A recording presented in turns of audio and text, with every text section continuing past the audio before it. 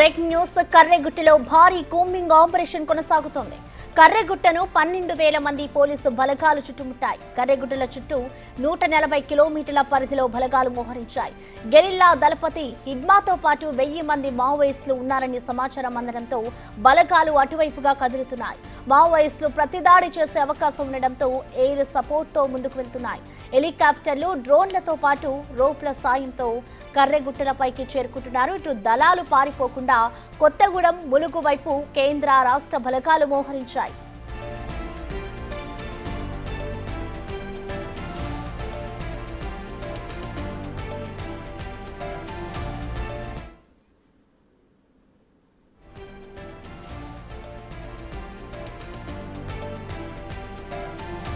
ఈ ఘటనపై ప్రస్తుత డీటెయిల్స్ సంబంధించి మా ప్రతినిధి వేణు లైవ్ లో అందిస్తారు. వేణు, అసలు కర్రెగుట్టలో ఏం జరుగుతోంది, ప్రస్తుతం అక్కడ సిచ్యువేషన్ ఎలా ఉంది వేణు?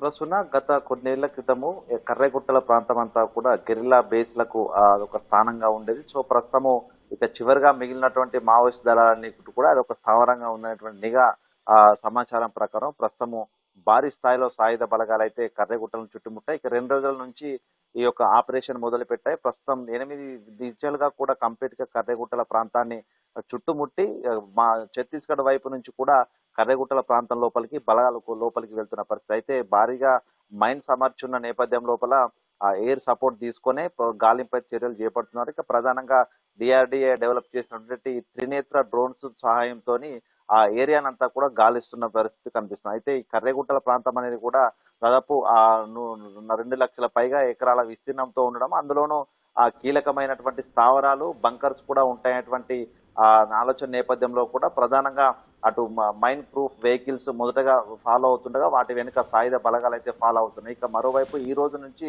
అటు భూపాలపల్లి శివారుతో పాటుగా ములుగు శివారు, దుమ్ముగూడెం ప్రాంతము, చెర్ల ఏరియా ప్రాంతం లోపల నూతనంగా హెలిప్యాడ్లు ఏర్పాటు చేయబోతున్నారు. ఆర్మీ హెలికాప్టర్లను తీసుకొచ్చేందుకు అధికారులు కూడా సిద్ధం చేస్తున్నారు. ఇక అటువైపు ఎవరు రావద్దు, ఎందుకంటే ప్రస్తుతం ఈ ఆపరేషన్ అంతా కూడా కేంద్ర హోమ్ మినిస్ట్రీ ఆధ్వర్యం లోపల కొనసాగుతుంది. కంప్లీట్ మానిటరింగ్ అంతా కూడా అక్కడి నుంచే కొనసాగుతుంది. ఇక మావోయిస్టులు ఒకవేళ కనుక పారిపోయే పరిస్థితులు ఉంటే వాళ్ళు ప్రత్యేక వ్యూహాత్మకంగా ప్రాంతాలు మార్చుకుంటూ పారిపోతూ అటు గోదావరి దాటి తిరిగి ములుగు ఏరియా వైపు కానీ, మిగతా భూపాలపల్లి కానీ, అటు చెర్ల కొత్తగూడెం ఏరియా వైపు కానీ వెళ్లకుండా ప్రధానంగా సిఆర్పిఎఫ్ బేస్ క్యాంపులు నిన్నటి నుంచి అక్కడ బేస్ క్యాంపులు ఏర్పాటు కూడా చేశారు. ఒక క్యాంపు 10 రోజుల పాటు ఒక క్యాంపు అక్కడ ఉంటుంది. 10 రోజుల పాటు ఒక టీం అడవుల్లోకి వెళ్ళి వచ్చిన తర్వాత మరొక టీము కుమ్మి కోసు లోపలికి వెళ్లే విధంగా కట్టుదిట్టమైనటువంటి పక్కా ప్లాన్ తోనే కేంద్ర బలగాలు అయితే ప్రస్తుతం కర్రెగుట్టల ప్రాంతాన్ని అయితే జల్లే పడుతున్నాయి. కంప్లీట్ గా మావోయిస్టులు ఏరివైతే లక్ష్యం, అందులోనూ ప్రధానంగా గెరిల్లా ఆర్మీకి సంబంధించినటువంటి టీమ్ కు అధ్యక్షుడిగా ఉన్నటువంటి మడవి హిడ్మా ఈ ప్రదేశంలో ఉన్నాడు. తనే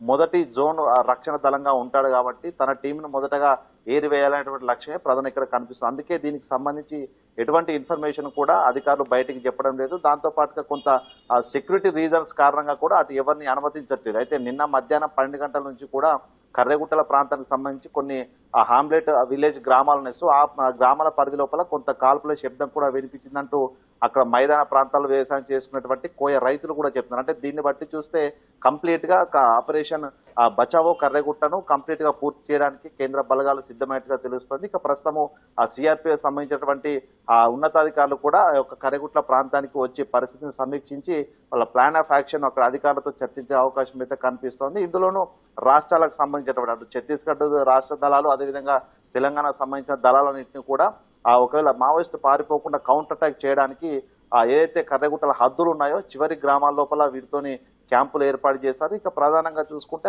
రాకెట్ లాంచర్లు ప్రయోగించేందుకు మాడవి హిడ్మా దళం కూడా సిద్ధంగా ఉంటుంది. ఎందుకంటే తనతో పాటు 300 మంది అత్యంత ఆరితేరినటువంటి గెరిల్లా ఆర్మీలో ఆరితేరినటువంటి దళం ఉంటుంది సో హిడ్మాతో. సో అంటే తన దగ్గర రాకెట్ లాంచర్ కానీ, బీసీవీహెచ్ వెహికల్స్ ను పూర్తిగా పేల్చివేసేటువంటి ఆయుధాలు ఉంటుంది కాబట్టి కొంత జాగ్రత్తగా అయితే ఎయిర్ సపోర్ట్ తోనే కొంత స్కానింగ్ అయితే చేస్తున్నారు. మొత్తంగా దీన్ని బట్టి చూస్తే చరిత్రలో ఎన్నడూ లేని విధంగా భారీ స్థాయి ఎన్కౌంటర్ కర్రెగుట్టలో జరగబోతున్నట్టు చర్చ జరుగుతుంది. సో మొత్తానికి నిన్న జరిగిన కాల్పుల్లో కూడా ఎవరు మరణించారనేది కూడా ఇప్పటి వరకు అఫీషియల్ గా అధికారులు అయితే బయటకు వెల్లడించలేదు. మొత్తంగా ఆపరేషన్ పూర్తయ్యే వరకు కూడా దీనికి సంబంధించి వివరాలన్నీ కూడా గోప్యంగా ఉంచే అవకాశం అయితే కనిపిస్తుంది. సో మొత్తంగా అటు చెర్ల కొత్తగూడెము, ఇటు భూపాలపల్లి శివారు, అదేవిధంగా ములుగు సంబంధించినటువంటి వెంకటాపురం శివార్లంతా కూడా కొంత హై అలర్ట్ లో అయితే కొనసాగుతున్నాయి. పూర్తి స్థాయి లోపల కేంద్ర సాయుధ బలగాల ఆధీనం లోపల కర్రెగుట్ట తెలంగాణ అటువైపు ఛత్తీస్గఢ్ సంబంధించినటువంటి ఏరియా అంతా కూడా కేంద్ర బలగా ఆధీనంలోకి వెళ్ళింది. సో దీనికి సంబంధించి అఫీషియల్ గా కేంద్ర ప్రభుత్వం రిలీజ్ చేస్తేనే తప్ప అసలు మావోయిస్టులకు సంబంధించినటువంటి ఎన్కౌంటర్ వివరాలు బయటకు వచ్చే అవకాశం అయితే కనిపించట్లేదు ప్రస్తుతం. Right Venu, thank you.